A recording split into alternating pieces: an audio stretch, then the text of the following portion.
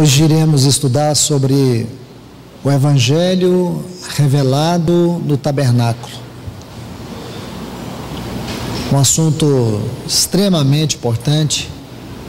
Quero convidar a todos para que possamos orar, pedir ao Senhor que nos ajude e nos guie nesta reunião.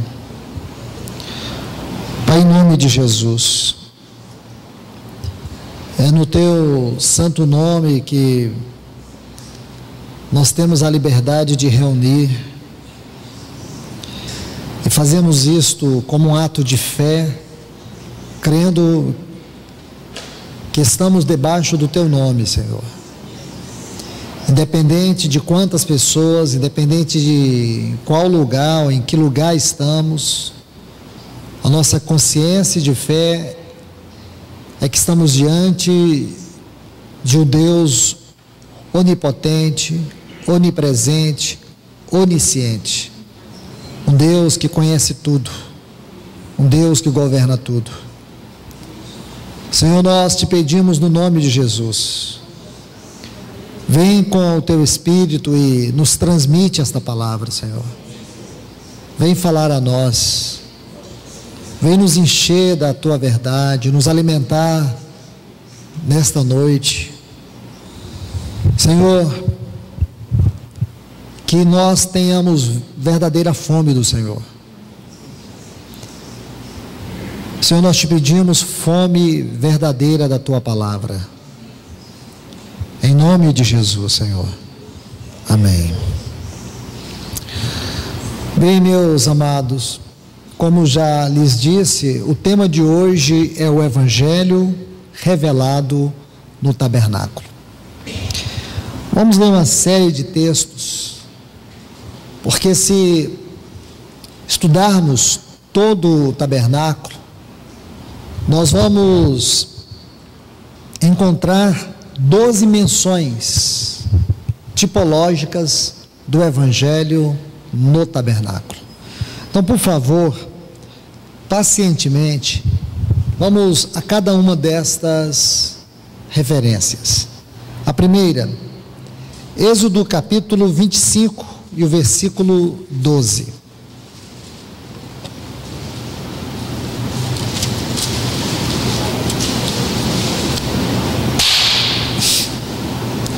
Êxodo capítulo 25 e o versículo 12.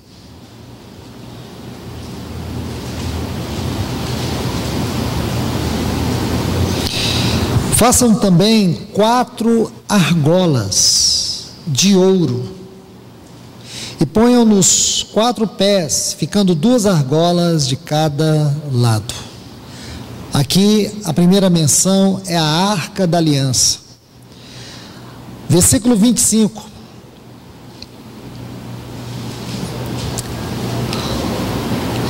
Também lhes fará moldura ao redor da largura de 4 dedos. Lhes fará uma bordadura de ouro ao redor da moldura. Versículo 26. Também lhes fará 4 argolas de ouro, e porás as argolas nos 4 cantos que estão nos seus 4 pés. Aqui é uma referência à mesa dos pães da proposição.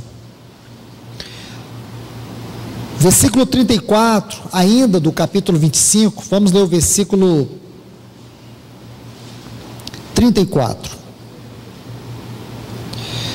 Mas no candelabro mesmo haverá 4 cálices com formato de amêndoas, com suas maçanetas e com suas flores. Então vocês podem ver que a referência aqui é ao candelabro. Vamos para o capítulo 26, versículo 2. O comprimento de cada cortina será de 28 côvados e a largura de 4 côvados. Todas as cortinas serão de igual medida. A quinta referência, capítulo 26, versículo 31.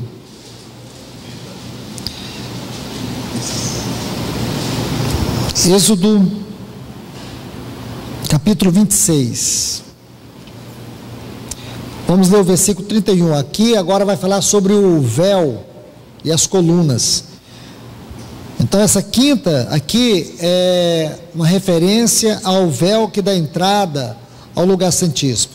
Diz assim: farás também um véu de estofa azul, púrpura e carmesim e linho fino retorcido. Com querubins farás de obra de artista. Preste atenção nessas 4 cores, porque cada uma delas, neste véu, é uma referência a cada um dos evangelhos. A sexta menção, versículo 32.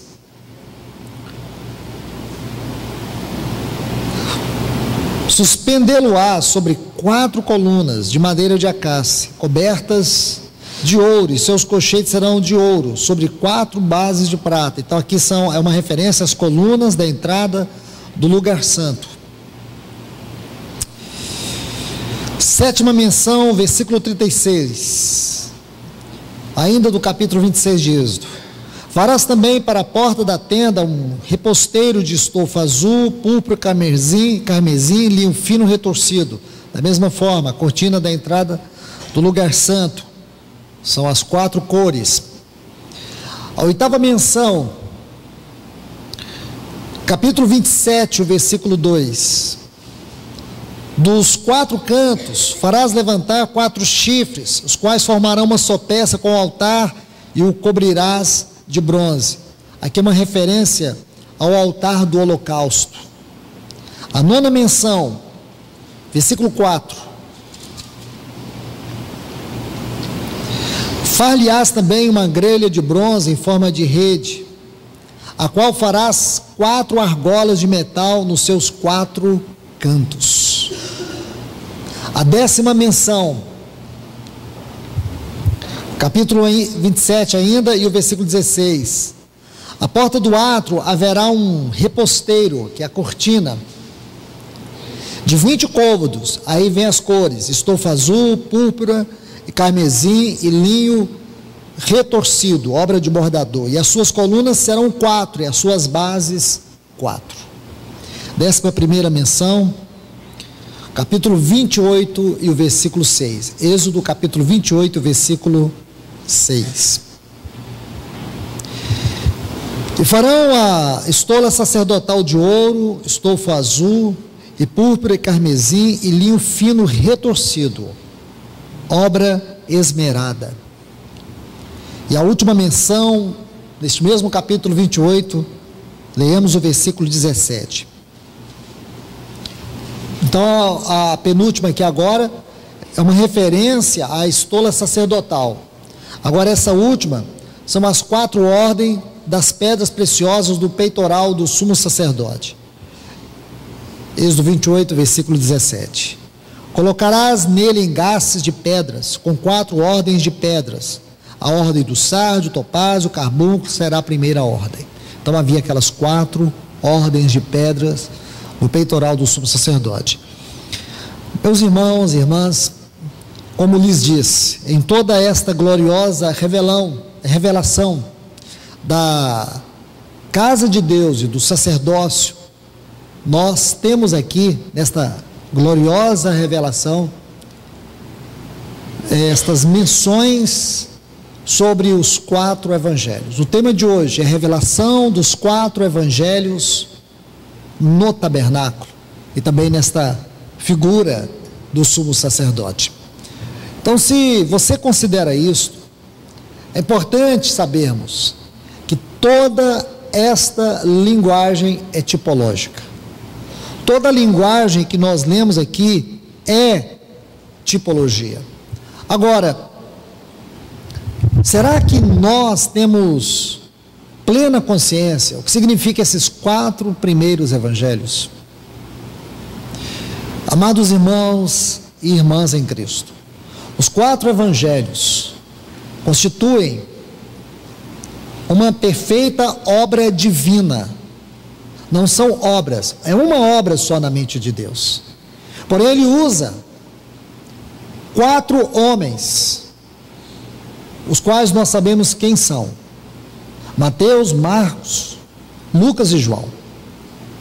Estes 4 homens foram escolhidos por Deus para que eles pudessem trazer a revelação da mais sublime pessoa que existe no universo, o Senhor Jesus.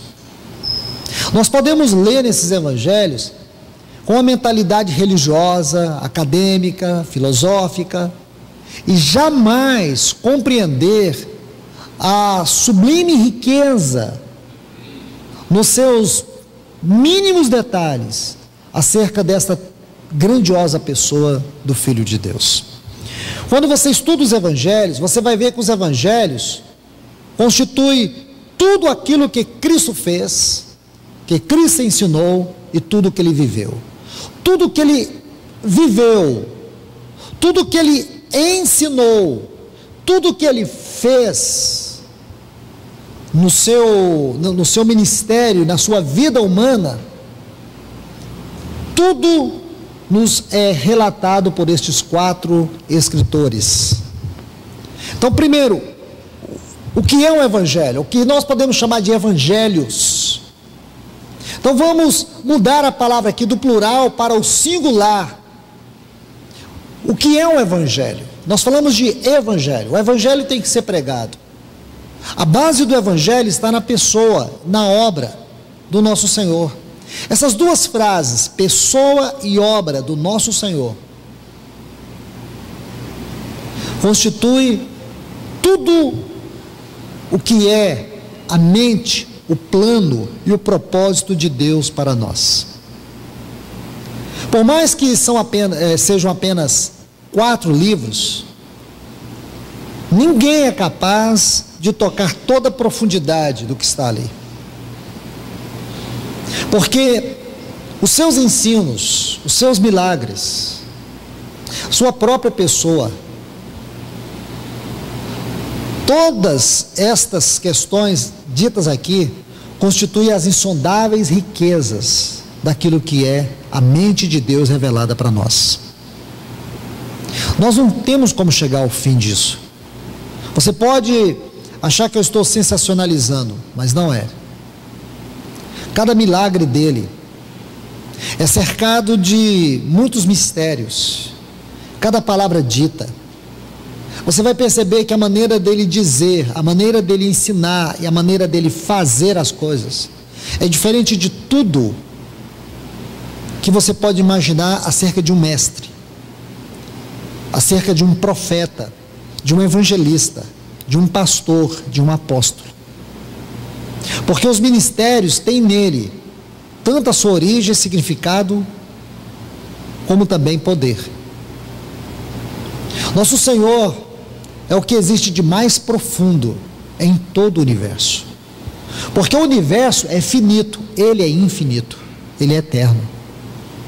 Porque ele é a causa, não apenas do universo, mas ele é a razão da existência e da própria manutenção do universo. Porque ele não só criou, ele não só foi o arquiteto, o engenheiro que executou, mas ele é também o sustentador de toda a vida e de todo o universo. Então nós temos que olhar o que é o evangelho. Nesses 4 livros que nós chamamos de evangelhos, contém aquilo que é o evangelho. Não dá para esgotar isso numa reunião. Nós lemos aqui 12 passagens que nos revelam o que é o evangelho em toda essa figura daquilo que entendemos como tabernáculo, ou a casa e o sacerdócio. O evangelho, que constitui a pessoa e obra de Cristo, e tem a própria vida de Cristo como a essência de todo o seu conteúdo. Ninguém pode inventar o evangelho. Por isso que Paulo fala aos Gálatas: se alguém vier e pregar outro evangelho que vá além desse, seja anátema. E o que Satanás mais tem feito hoje é produzir um outro evangelho. O que é um outro evangelho? Um outro evangelho significa um outro Cristo. Por isso nosso Senhor nos advertiu acerca de muitos Cristos. Muitos Cristos indicam outros evangelhos. E não existem outros evangelhos, só existe um evangelho. Este evangelho não é sinônimo de religião é sinônimo de realidade espiritual. É sinônimo de propósito eterno de Deus. Vamos entender isto de maneira bíblica. Vamos buscar consistência bíblica. Vamos tentar tocar a linguagem de Deus. Porque quando se trata do Evangelho, Deus nos deu uma linguagem tipológica, Deus nos deu uma linguagem cheia de figuras para nos mostrar isto. Porque, certa feita, nosso Senhor, ele foi interrogado porque ele ensinava em parábolas. Então ele vai explicar. Ele ensinava em parábolas para que os homens com a mente natural não fossem capazes de entender. Um homem natural não tem capacidade de entender o Evangelho por si só, a não ser que Deus lhe revele. Meus irmãos, nós não podemos entregar nossa vida aos cuidados da religião. O que eu quero dizer com isso?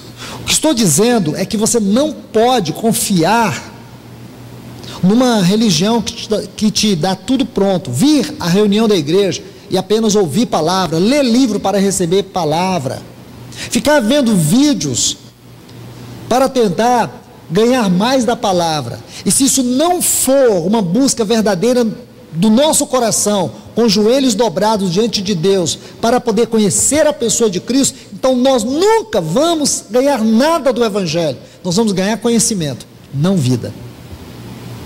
E infelizmente as pessoas buscam mais ter conhecimento do que vida. E falo para vocês que existe um juízo divino aqui. Quando Deus sabe que uma pessoa se relaciona com Ele sem buscar a vida, quando Deus vê que uma pessoa se entregou a Ele de maneira religiosa, uma pessoa que não atende sua voz. Lembre-se quando estudamos sobre o livro de Amós, Deus tolerou Israel 200 anos. Então muitos irmãos, eles não conseguem compreender a longanimidade, a paciência de Deus. Eles começam a banalizar isto. Não ouvem as mensagens de Deus, não ouvem os chamamentos de Deus. Estudamos isso na última palavra sobre Laodiceia. Laodiceia, nós vemos o Senhor batendo, e a luz para você entender isso está em Mateus 25, mas lá em Mateus 25 quem está batendo não é o Senhor, é Laodiceia, aquelas virgens décias.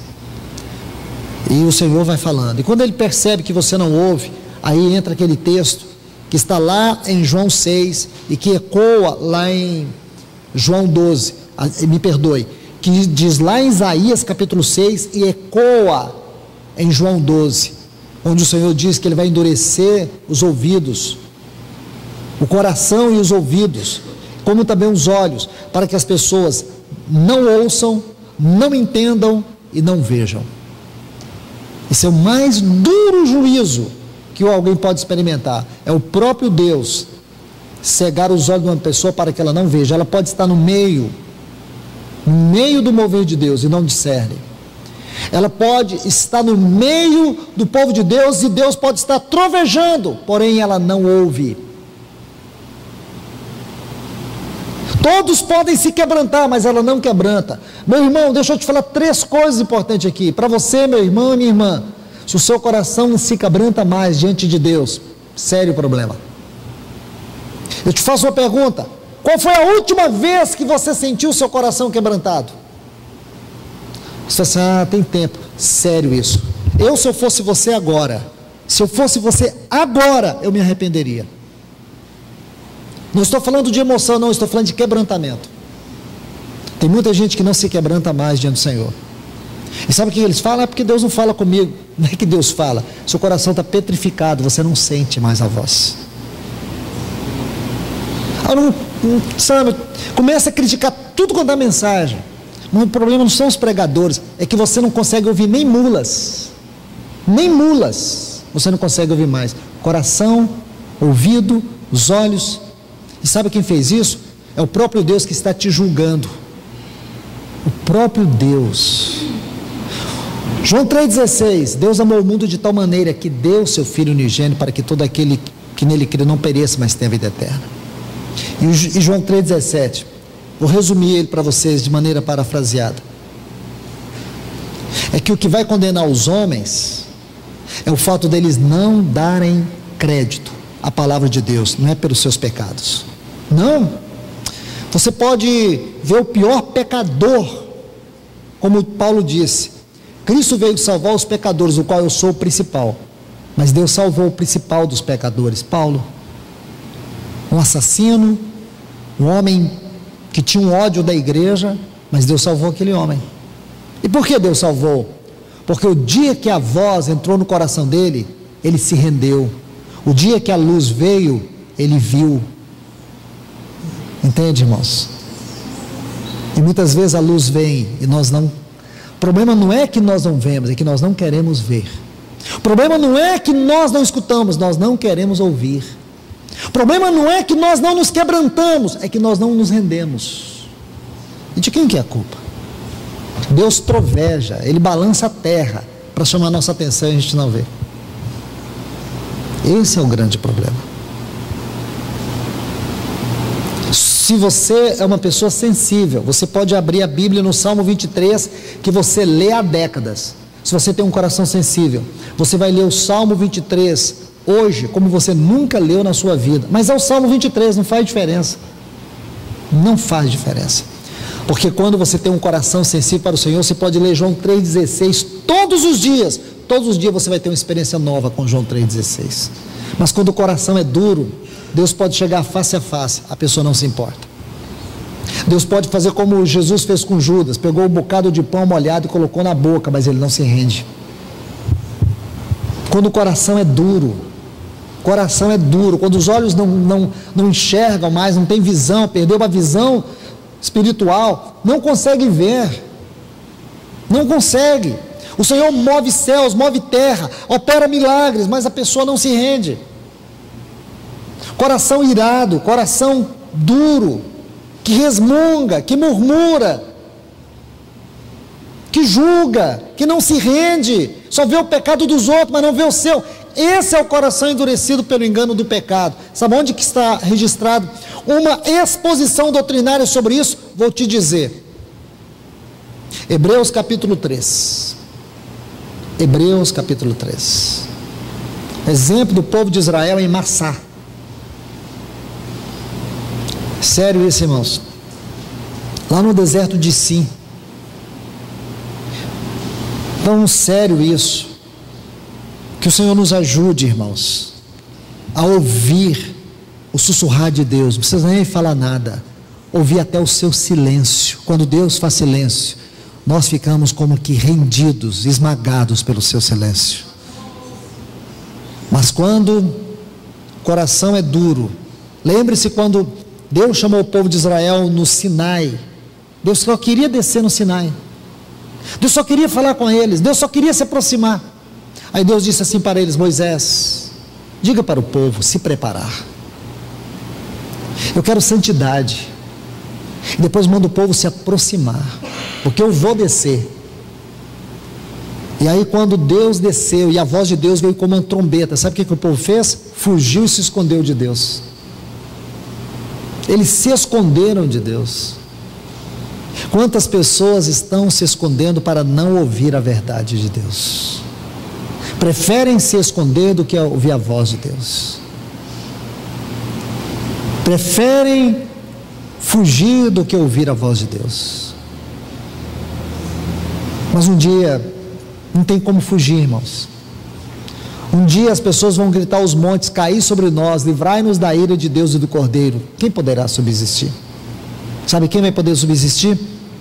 Lembra quando Deus enviou sobre o Egito aquela praga da escuridão, das trevas? A Bíblia diz que as trevas podiam até se apalpar, tão densas que eram aquelas trevas. Aí vai dizer que somente aqueles, o povo de Israel, eles tinham luz nas suas habitações. Se você observar, o livro de Êxodo vai nos dizer que eram aqueles que deram crédito à palavra de Deus.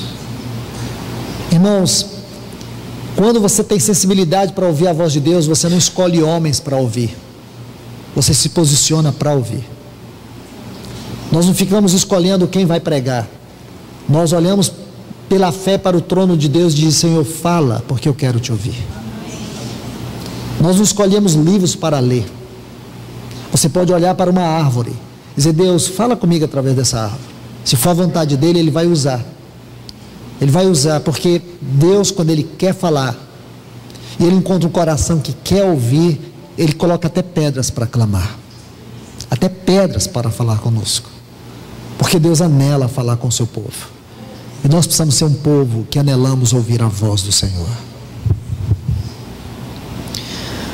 Vamos aqui ver através de figuras sobre o que são esses evangelhos, esses 4 evangelhos, ou o evangelho.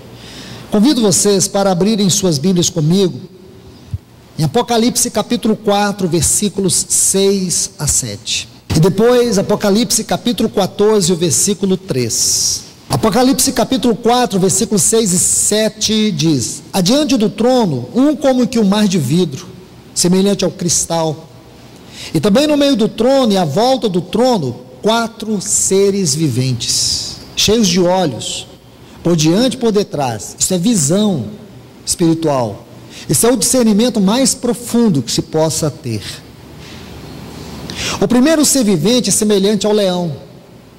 Se você estudar tipologia, os grandes eruditos cristãos, eles pegaram esses 4 animais e relacionaram com os evangelhos. Então, o leão é a figura do evangelho de Mateus, porque é uma figura do rei.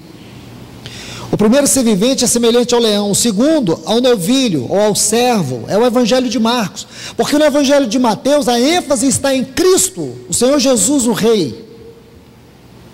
O segundo, o evangelho de Marcos, mostra Cristo como servo.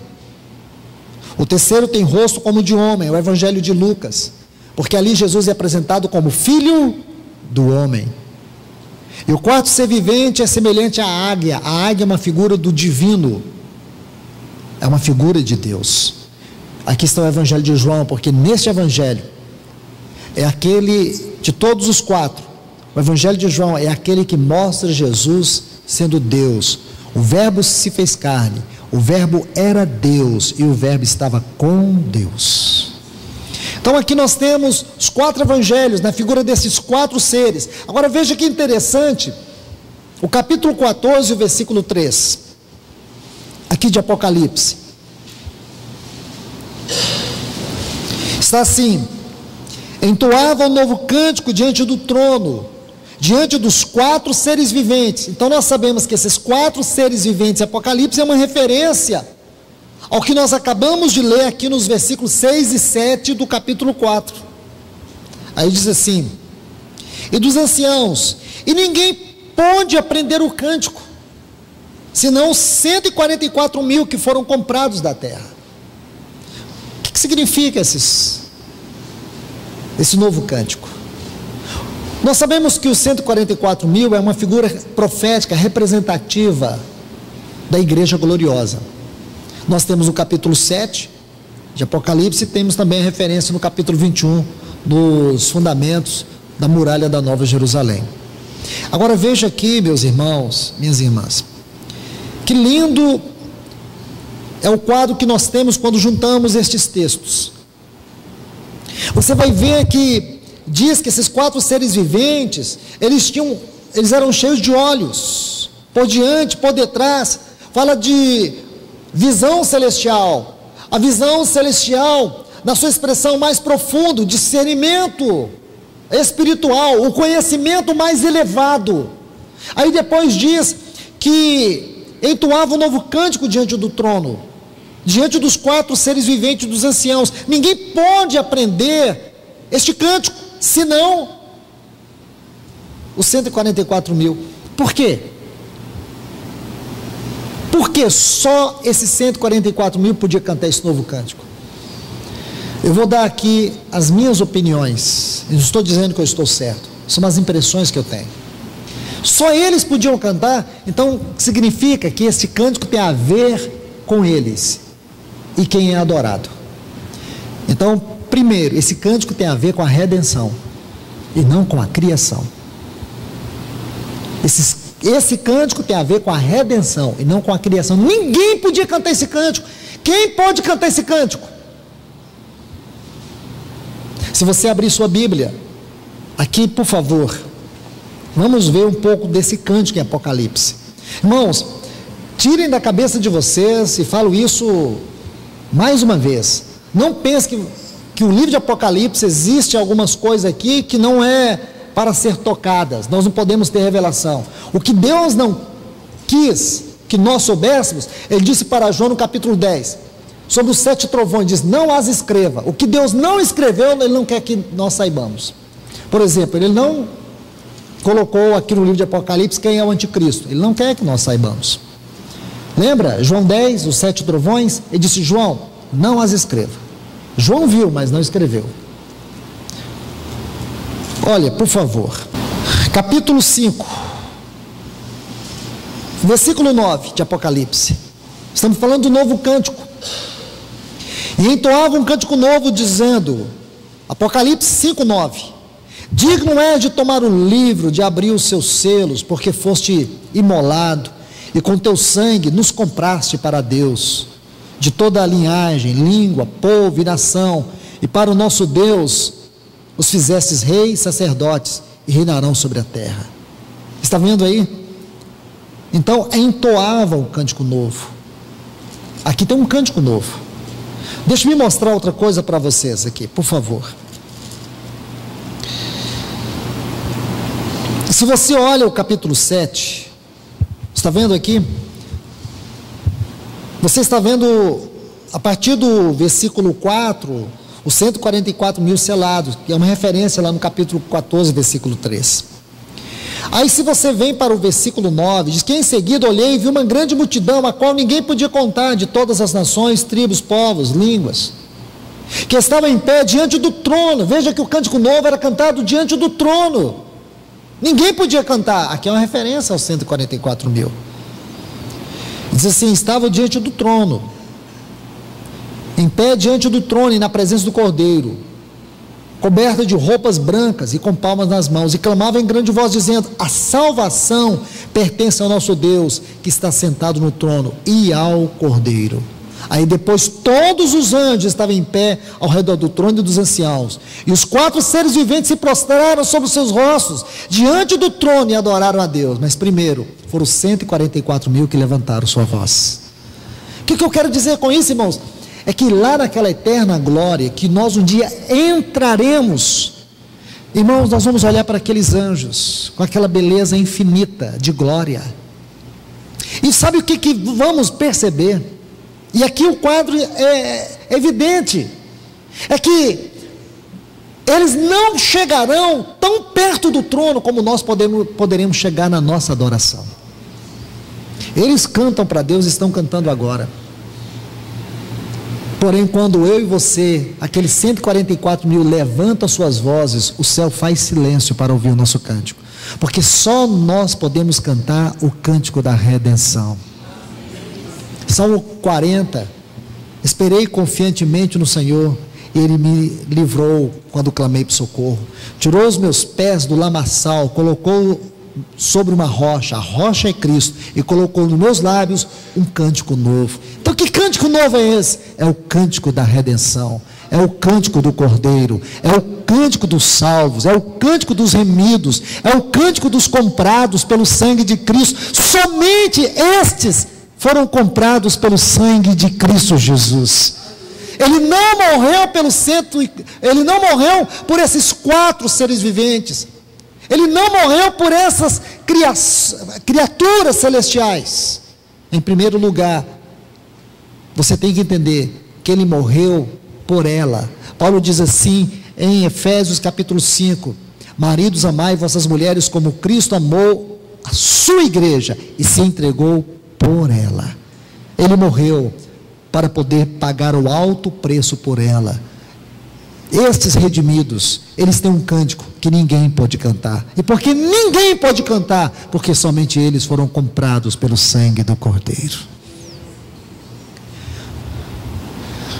Então, isso aqui para mim é muito claro, irmãos. Podemos olhar em outros textos, mas o enfoque não é esse. Nosso alvo não é esse. Nosso alvo é ver este novo cântico, cantado por esses 4 seres viventes, Então esse cântico tem a ver também com esses evangelhos, porque nós cantamos ele como rei, cantamos ele como servo, cantamos ele como filho do homem, cantamos ele como Deus, aquele que deixou sua glória, aquele que esvaziou de todas as suas insígnias celestes e veio até esta terra, assumiu a forma humana, como o mais pequeno dos servos, e morreu no lugar dos mais vis pecadores, pelo qual também o Pai o ressuscitou. Ele deu o nome que está acima de todo o nome. Então este é que merece toda a honra, toda a glória e todo o louvor. Agora vamos entender estes versículos, especialmente do capítulo 4 de Apocalipse, os versículos 6 e 7, no livro do profeta Ezequiel. Quando você estuda o livro do profeta Ezequiel, especialmente o capítulo 1, nós vamos encontrar uma visão mesmo que profética, tipológica, porém ela vai ampliar mais essa revelação do que são esses 4 evangelhos. Por favor, Ezequiel capítulo 1, a partir do versículo 3. Vamos ler os 11 versículos aqui. Ezequiel capítulo 1, versículos 3 a 11.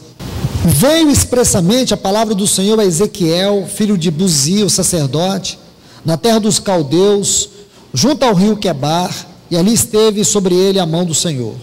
Olhei, e eis que um vento tempestuoso vinha do norte, e uma grande nuvem, com fogo a revolver-se, resplendor ao redor dela, e no meio disto uma coisa, como metal brilhante, que saía do meio do fogo. Procure contemplar todo este cenário. E do meio dessa nuvem saía a semelhança de 4 seres viventes. Nós acabamos de ler em Apocalipse. Cuja aparência era esta: tinha semelhança de homem. Cada um tinha 4 rostos. Então era a figura de homem, tinha 4 rostos, como também 4 asas. As suas pernas eram direitas, e a planta de cujos pés era como a de um bezerro, e luzia com o brilho do bronze polido.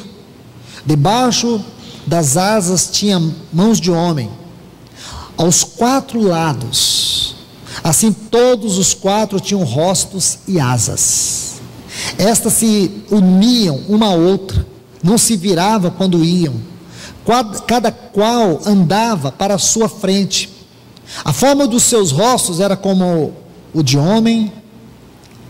À direita, os 4 tinham rostos de leão, à esquerda, rostos de boi, e também rosto de água.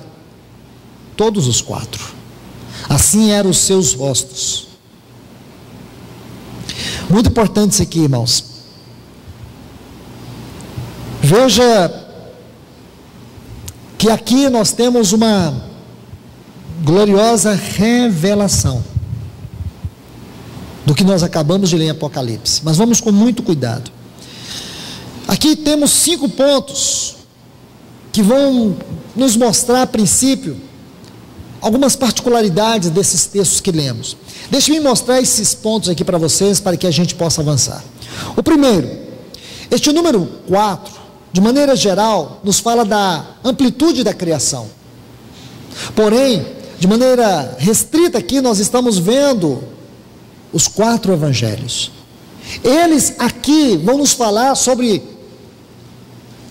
as dimensões eternas da pessoa e obra do Filho de Deus, nestes 4 evangelhos. Segundo, é importante vocês fazer essa configuração de Apocalipse capítulo 4, versículos 6 e 7, com esses textos aqui. Ezequiel, capítulo 1, versículos 3 a 11.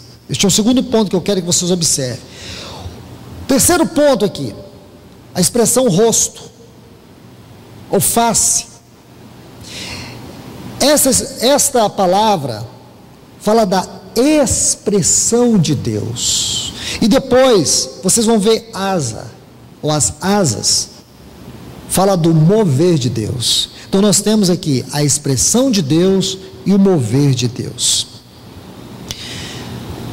Outro detalhe que eu quero que vocês observem dentro desses textos, referência ao bronze, está vendo aí? Bronze tem a ver com o juízo de Deus. Deus nunca julga sem primeiro manifestar sua misericórdia.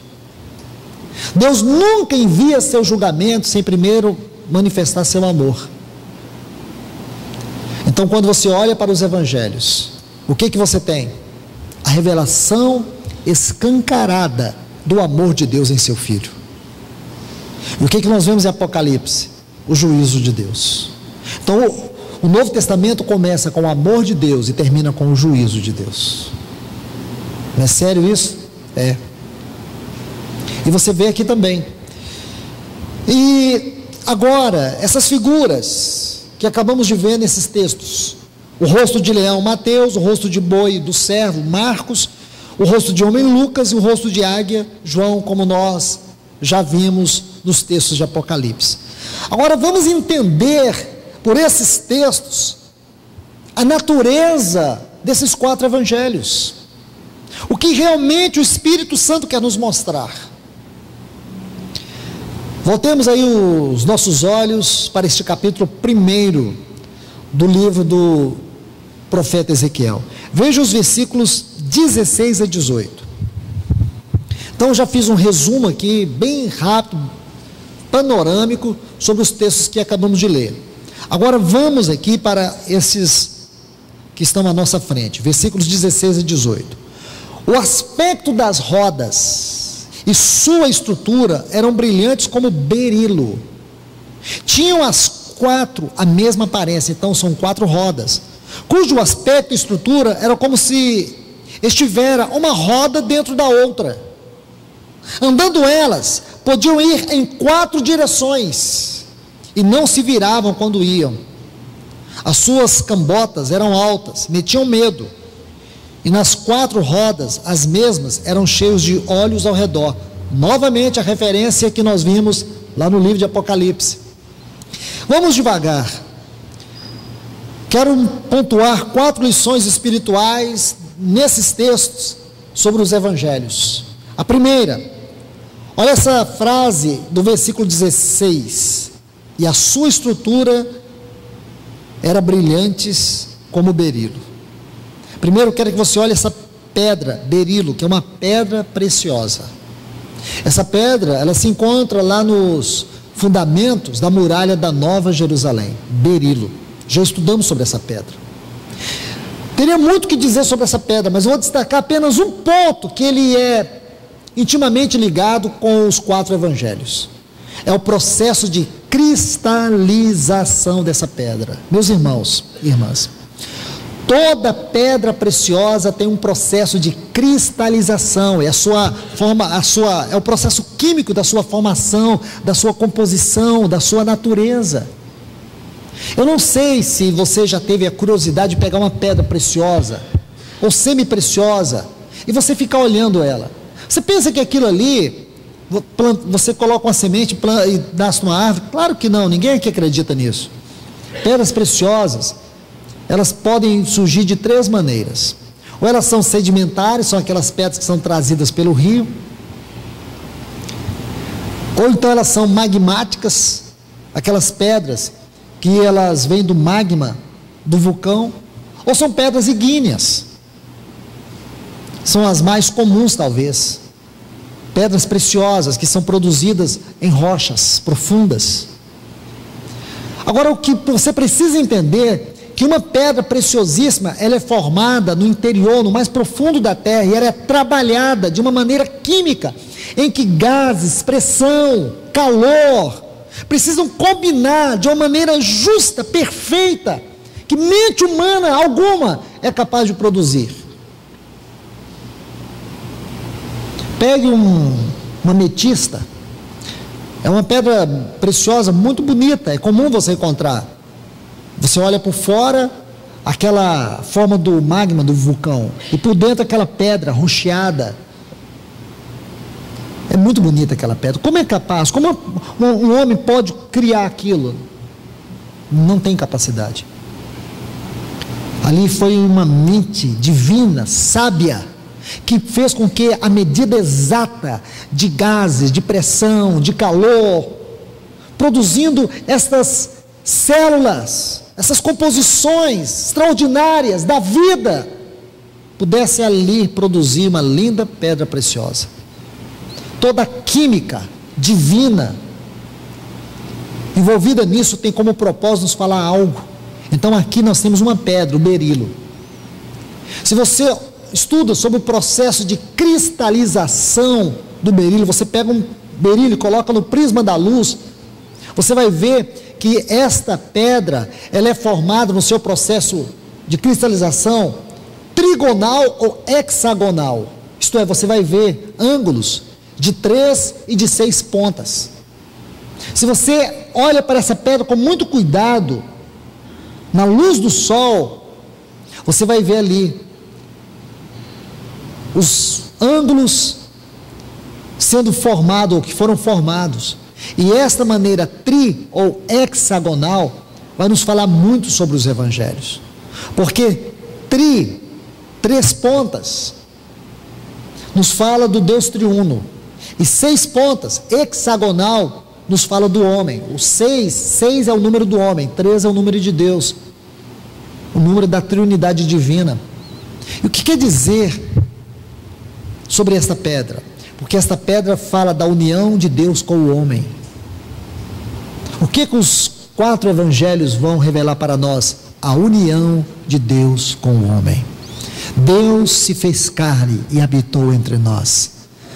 João 1,14, o verbo se fez carne, tabernaculou, ele armou sua tenda sobre nós, ele se uniu a nós, ele tomou o nosso lugar, ele não somente veio viver nessa terra como homem, mas ele foi o único homem aprovado diante de Deus, e ele fez o que fez para nos abrir o caminho de acesso ao trono de Deus, nos unir eternamente com Deus. Por isso a frase preferida de Paulo era em Cristo, união perfeita. É isso que você vai ver aqui, é uma referência linda que você encontra.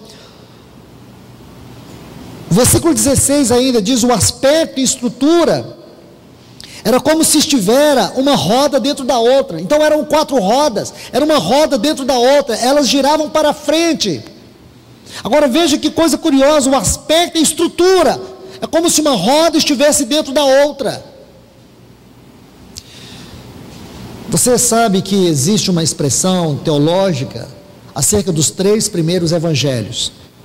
Eles são chamados de evangelhos sinópticos. Foi J.J. Grimbach, em 1700 e alguma coisa, que usou essa expressão sinópticos para os 3 primeiros evangelhos. E por quê? Porque esses evangelhos estão contidos uns nos outros. O primeiro evangelho escrito foi o evangelho de Marcos. Os grandes estudiosos, eles entendem que Marcos foi como que uma fonte para Mateus e para Lucas. Então observe aqui algo que diz que essas rodas é como se uma estivesse dentro da outra. Isso fala, irmãos, que havia e há, não é que havia, há uma perfeita integralidade nestes evangelhos. Vamos falar desses sinópticos. Um exemplo: Marcos tem 661 versículos. O evangelho de Marcos tem 661 versículos. E dos 661 versículos do evangelho de Marcos, 600 estão no evangelho de Mateus. Isso é curioso, mas eu vou mostrar para você mais ainda. Dos 661 versículos de Marcos, 350 estão no evangelho de Lucas. Percebe isso? Um evangelho está dentro do outro. O Evangelho de Marcos está dentro de Mateus, o Evangelho de Marcos está dentro de Lucas, o Evangelho de Lucas está dentro do Evangelho de Mateus. Existe uma roda dentro da outra, como diz aqui o profeta Ezequiel, nessa grandiosa revelação que ele viu. Se você estudar o Evangelho de Mateus e o Evangelho de Lucas juntos, você vai descobrir que existem 240 versículos em comum entre eles. Porque o Evangelho de Mateus e o Evangelho de Lucas, eles estão contidos um no outro, como está aqui nesta visão, integralidade dos Evangelhos. Não há contradição alguma. Muitas vezes você estuda uma parábola e ela aponta uma direção. Você não pode tirar a conclusão dessa parábola enquanto você não lê. Por exemplo, está em Mateus, então vai ver o que Lucas diz. Porque pode ocorrer que a chave, uma palavra que não está em Mateus, está em Lucas, naquela parábola, vai te abrir o caminho da revelação. Estão vendo, irmãos? É maravilhoso você estudar a bibliologia, por exemplo, o Pentateuco, os 5 primeiros livros da Bíblia, preciosos. Então você tem ali os 5 primeiros livros da Bíblia, o Pentateuco. Assim como você, no Novo Testamento, tem as epístolas, são conjuntos de livros. Nós temos os livros, o Pentateuco, temos os livros históricos, depois temos os livros poéticos, depois temos os profetas menores, depois temos os profetas maiores, aí temos os evangelhos, aí temos um livro histórico que é o livro de Atos, depois temos as epístolas paulinas, depois as epístolas gerais, e por último, o livro de Apocalipse. Estão vendo? Assim é o cânon da bibliologia. De todos estes conjuntos, essas seções bibliológicas, a mais profunda revelação da mente de Deus se encontra nos 4 evangelhos. E você poderia até dizer, talvez não, irmão, porque, como você acabou de dizer, tem muitos versículos de Mateus em Lucas, muitos de Marcos em Mateus, é muita repetição. Não existe repetição, é uma integração para revelação. Uma pessoa sozinha não seria capaz de falar de Jesus, como também 4 não foram. Eles só nos trouxeram uma pequena parte, que esta carne humana, que esta mente humana consegue tocar, não nas suas profundezas, porque precisamos de todos os santos para isto, mas o que está ali nos leva a refletir sobre as insondáveis riquezas da pessoa e da obra do Filho de Deus. Vamos aqui neste versículo 16 ainda, esta palavra, o aspecto, está vendo? O aspecto, a estrutura, era como se estivesse uma roda dentro da outra. Essa palavra aspecto, se você traduz essa palavra do hebraico para o português, especialmente um dicionário comum, Roais, se você pegar essa palavra aspecto, fala das formas como uma coisa pode ser vista. Roais define como cada uma das faces pelas quais você pode ver alguma coisa. A palavra aspecto. Isso é lindo, irmãos. Você sabia que isso corrobora perfeitamente com o texto hebraico? Porque nós temos um Salvador, porém 4 faces. O que são os evangelhos? Os 4 evangelhos, as 4 faces do Redentor. A face do leão, a face do servo, a face do Filho do homem, a face de Deus. Então aqui está o aspecto. Cada detalhe aqui tem uma riqueza para nós. Versículo 17: andando elas, podiam ir em 4 direções, e não se viravam quando iam. Elas iam em 4 direções, e estas direções aqui, é o que nós podemos ver, a ênfase de cada um deles. Estude o Evangelho de Mateus, você vai ver a ênfase ali em Cristo como Rei, desde a sua genealogia. Você vai ver Vamos estudar só a genealogia de Cristo nos 4 evangelhos. Estude a genealogia de Jesus no capítulo 1 de Mateus. São 42 gerações. Você pode me corrigir aí, 42 gerações. Por que 42 gerações? Porque o povo de Israel também, para entrar na plenitude de Cristo, tiveram que passar por 42 estações. Você vai pegar 42 gerações, dividida em 3 grupos de 14. Porque 14 é formado por 2 números bíblicos, 7 mais 7. O que é 14? Vida superabundante. Só um homem na terra teve uma vida superabundante. Quem? Cristo Jesus. Mas não é isto, é muito mais do que isto. Então, no Evangelho de Mateus, a genealogia dele está focada na sua realeza.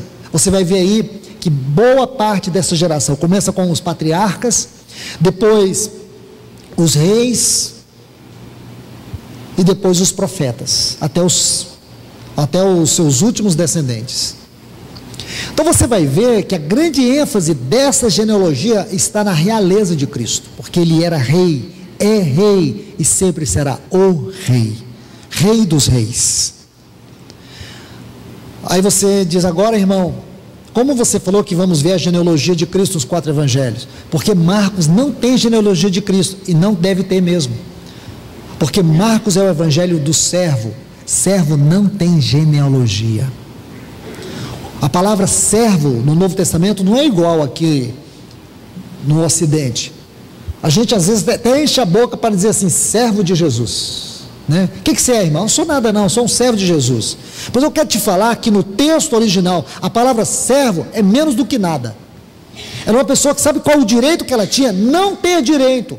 Quando Paulo diz assim, Paulo, apóstolo de Cristo, aí você vê que todo o seu serviço é a Cristo. Mas quando ele fazia uma referência a ele como servo de Deus, aquilo soava muito negativo para as pessoas, porque a palavra lá é doulos, é um escravo.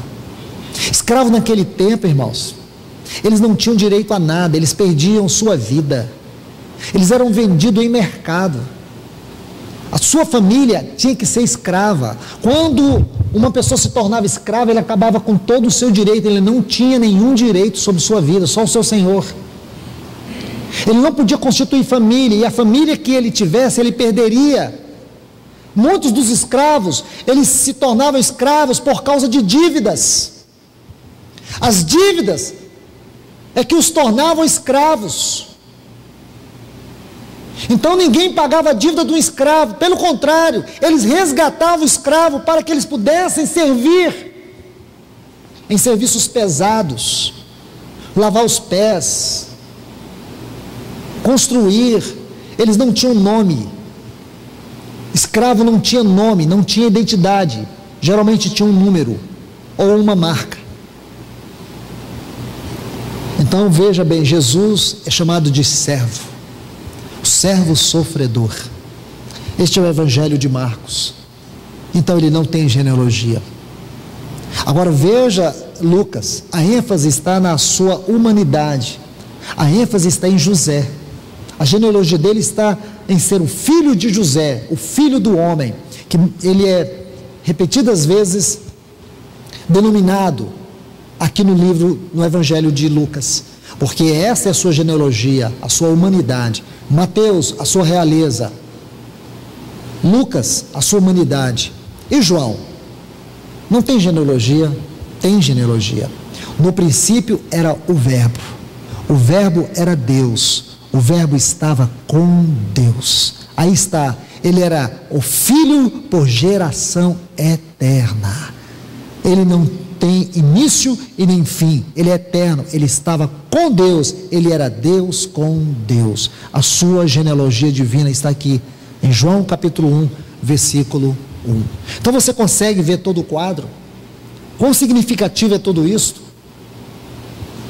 Se você toma esses pontos, você vai ver que essas são as direções desses evangelhos. Mostrar que ele é rei, mostrar que ele foi aquele que, embora sendo rei, ele se tornou servo.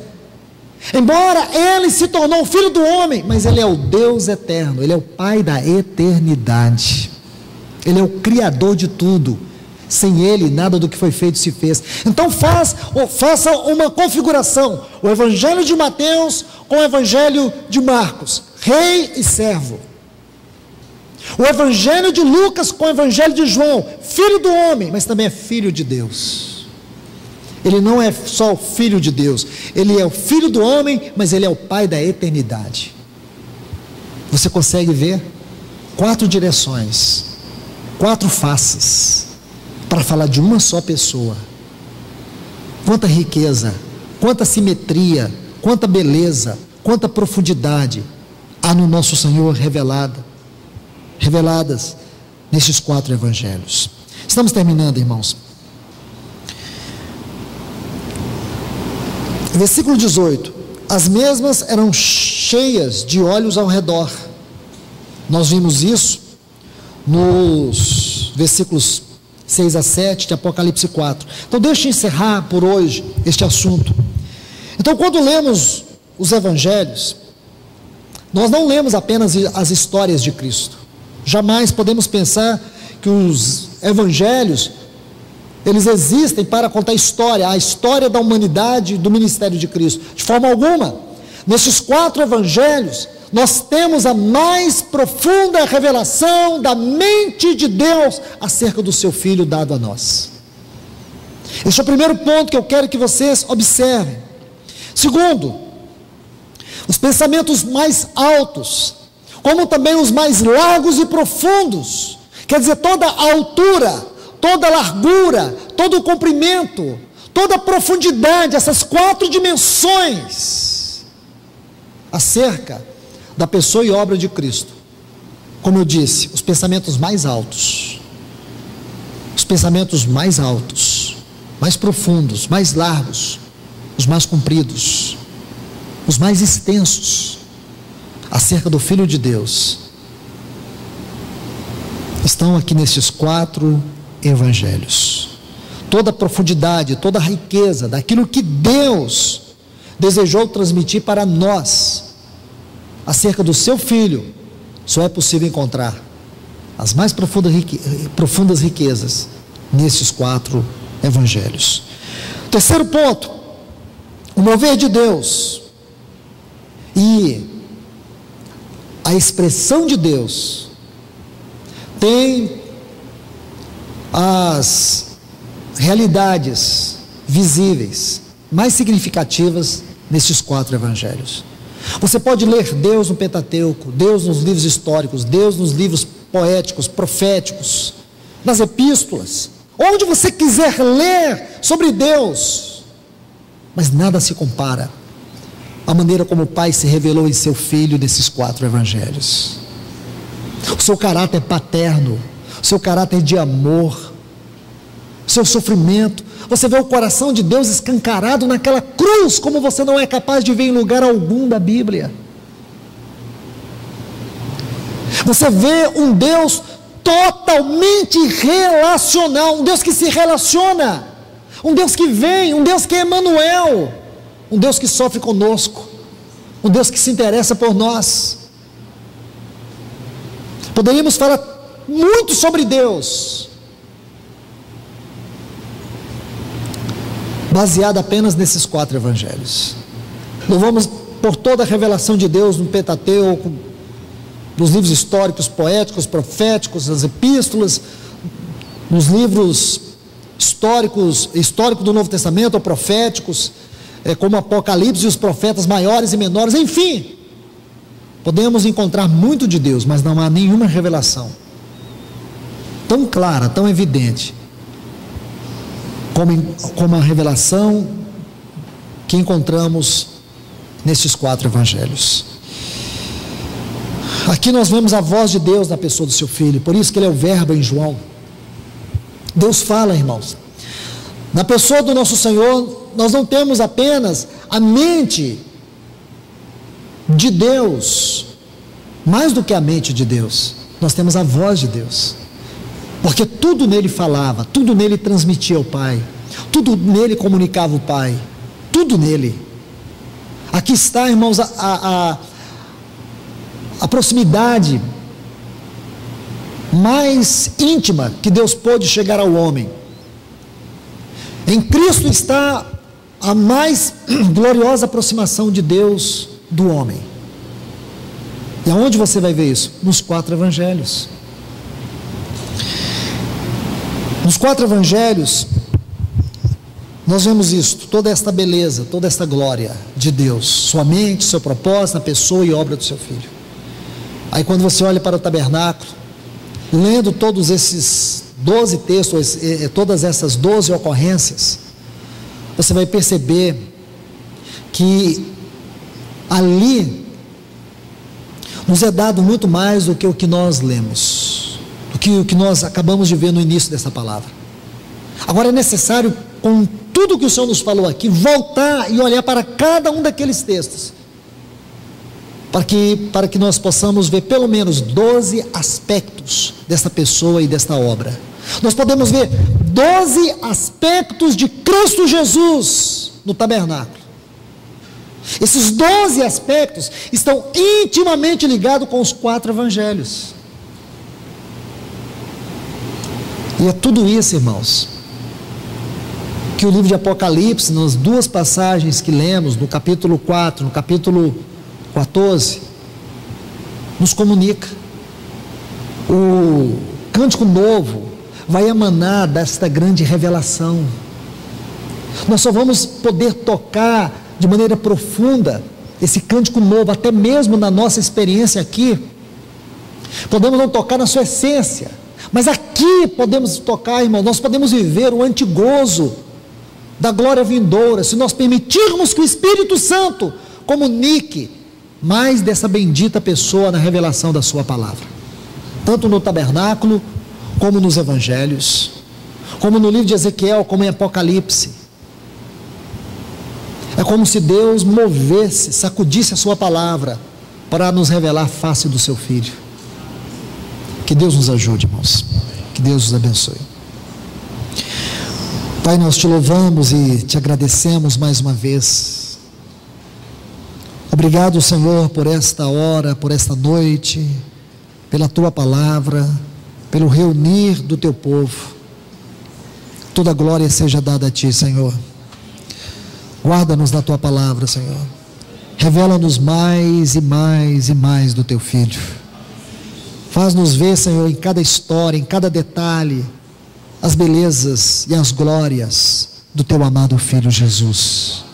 Nós te agradecemos por esta noite, por esta reunião, em nome de Jesus. Amém.